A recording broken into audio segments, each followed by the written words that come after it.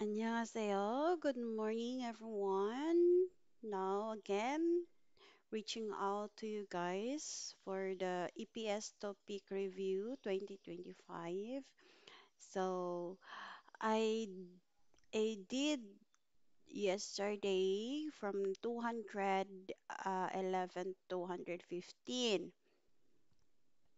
So today we start 216 to 220.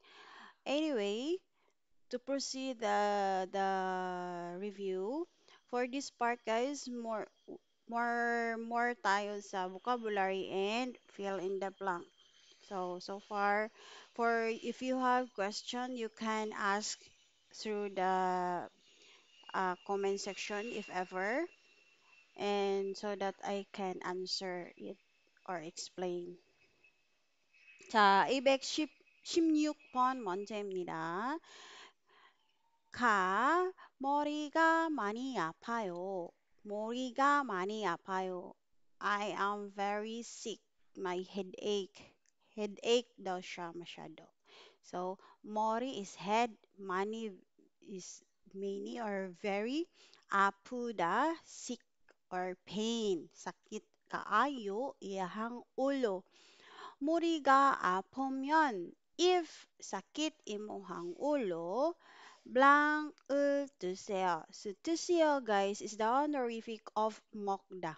Okay, so here, if you notice, sabi niya 드세요. 드세요 is from the word 먹다. Original vocabulary of 드시다 is 먹다. So when we speak to, since this one is, I think, she don't know or you don't know the person, we will use the honorific word 드세요. 블랑을 드세요. 그건 처방전 없이 약국에서 살 수 있어요. 살 수 있어요. 을 수 있다, meaning this is grammar, can. Sada, buy. Can buy at the pharmacy even without 처방전, prescription. Okay? Kanang resita. Okay? Bisan wala siya kuan prescription from the doctor, kogon. Kana siya pwede kakapalit. Ilban, chiyak. Chiyak guys is toothpaste. Toothpaste. Tutongyak. Tutongyak is paracetamol. So this is paracetamol. Okay? 항생제. 항생제 is para sa, wait, 항생제. Mm, sorry. So, di man ta expert, no, pero we will see what is 항생제. 항생제. Oh, antibiotic. Antibiotic. Then, suwaje is para sa iyahang tummy. Okay? Sa iyahang lain ang kuto-kuto. Okay? So, waje para ni sa tiyan.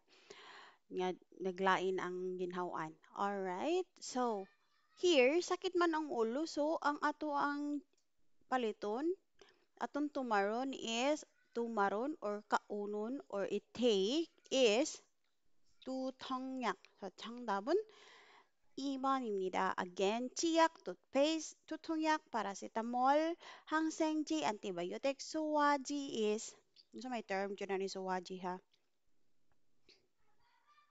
수화제, digestive medicine. Oh, see? Tambal para sa tiyan nga pampahilis or ano, galain ang koto-koto or something, lain ang tiyan. Okay. So, 정답은 투통약. 투통약 is para sa sakit sa ulo. Next, 217번. 아저씨, 이 생선 얼마예요? 얼마 is how much. This. 생선 is fish. Another vocabulary of fish is 물고기.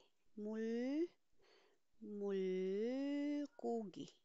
물고기. 고기 is meat. 물 is water. Okay, meat and water is fish. All right, so that is 물고기 or 생선, same. Next, blank, blank, 한 blank에 2,000원이에요. So, sa ako nang gingon katong the other day, guys, we have counting unit. If sa mga hayop, including with with the fish, we will use the mari. Okay? Animals, fish. So, ang ilahang counting unit using the pure Korean language is mari. Mari. So, the answer here is 4번. Okay. 아저씨, 이 생선 얼마예요? 한 마리에 2,000원이에요. Ang usa ka buok nga isda is tag 2,000. Kamahal man pod. But anyway, guys, this is Korean money. 1. Myung is the counting unit of person. Jan is the counting unit of glasses. Shigan is the counting unit of time. Alright, so 정답은 4번입니다. 218번 먼지입니다. 아침에 일어나니까, 아침에 일어나니까, 니까 is the grammar of because or kay, kay, kay ning bangon ko sa buntag, blank gamani apas입니다. So it was aching blank. 그래서 약국에 가서 두통약 사 먹었습니다. So that's why ning palit ko no siya og sa paracetamol. So guys, sa ganina kay ang iyahang sakit is ulo man kuno, iyahang palit pwede siya mo palit og medicine adto sa pharmacy nga ang atong tubag is tutongyak. So karon tutongyak pud kuno iyahang paliton. So unsa may gasakit sa iyaha pagkabuntag? 1번 teeth. 2번 belly. 3번 머리, head. 4번 다리, leg. So here the answer is more. So 아침에 일어나니까 머리가 많이 아팠습니다. sakit kaya akong ulo pagbangon ako ganinang buntag. That's why 그래서 약국에 가서 so niadto ko sa pharmacy og nagbay ko para akong i-take og paracetamol. So the answer here is 3번입니다. So the answer is number 3. 자, 다음 문제는 next question 219번 문제입니다. 한국의 전통 옷이 한복이지요? 저 한국의 의 guys is of 전통. This is tradition. 옷 is clothes. Hanbok is kana na siyang this one the Korean tradition dress. Korean tradition dress hanbok. So hanbok ang tawag sa clothes sa ilahan tradition of Korean. Hanbok은 언제 입어요? The Korean clothes tradition when 언제 입다 where kano siya kuno isulob ang hanbok ning tubag siya Sularina. Sular guys is Lunar New Year. Okay, lunar. Lahi ang solar, lahi ang lunar. This is for us Filipinos, we know this is known as Chinese New Year. So Chuseok. Chuseok is the first harvest. It will fall on September. Cotton, blank. Those like solar or Chinese New Year or ina is the grammar of or else sa chusok sa first harvest or they call that one as first harvest festival. Blank churu iboyo. Churu is usually where blank. So unsa may tawag aning chusok and Solar in Korea. So, Chuseok and Solar in Korea is the big holiday sa ilaha or big occasion or traditional occasion which is the Chinese New Year and the first harvest, and that is called Myeongjol. These two is called Myeongjol. Okay? So the answer here is Ibon. So again, Solar and Chuseok is called Myeongjol. This is traditional nila jud nga celebrate, and this Solar is New Year and Chuseok is the first harvest. So thanking for their gods or ano for the first harvest. Okay, mag-offer na sila og mga kuan. And this is the big celebration.